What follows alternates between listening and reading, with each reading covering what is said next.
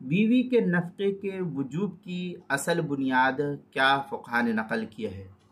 चुनांचे बीवी चूँकि शौहर के पास गोया के एक तरीक़े से महबूस होती है, क़ैद हो जाती है, ना उसके निकाह में रहते हुए दूसरा निकाह कर सकती है और ना ही शौहर की इजाज़त के बगैर वो घर से बाहर जा सकते हैं, कहीं आना जाना हो सकता है, उसकी इजाज़त के बगैर वो कुछ नहीं कर सकती है।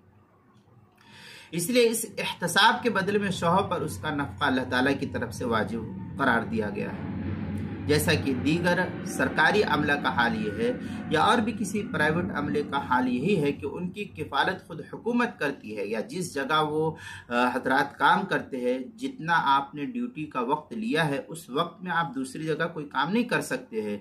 तो यही हुक्म अल्लाह ताला की तरफ से है कि जब तक ये तुम्हारे निकाह में है, घर में है, तो तुमको इसका नफ़क़ा है। जैसे ड्यूटी वाले जब तक तुम्हारी ड्यूटी पर है, तुम्हारा काम कर रहे हैं, तो उसका नफ़क़ा उसके आका पर, उसके सेठ पर, उसके मालिक पर होता है। ऐसे ही अल्लाह ताला ने यहाँ भी हुक्म दिया है एहतिसाब की वजह से।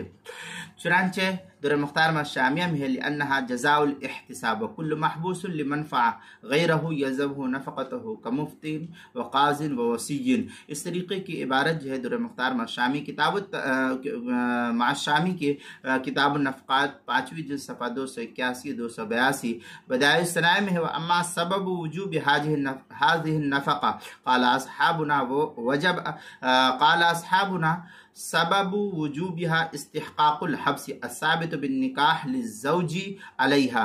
ये इस तरीके की इबारत बदाइउ सनाए किताबुन नफ़क़ा फ़स्लुन फ़ी बयान सबबि वजूबि हाज़िहि नफ़क़ा जिल्द नंबर 3 सफ़ा नंबर 418 जो मकतबा नईमिया बुक डिपो देवबंद का हिंदी नुस्खा है, उसके अंदर किताबुल मसाइल 5वीं जिल्द सफ़ा 456 पर भी इसको नकल किया गया है।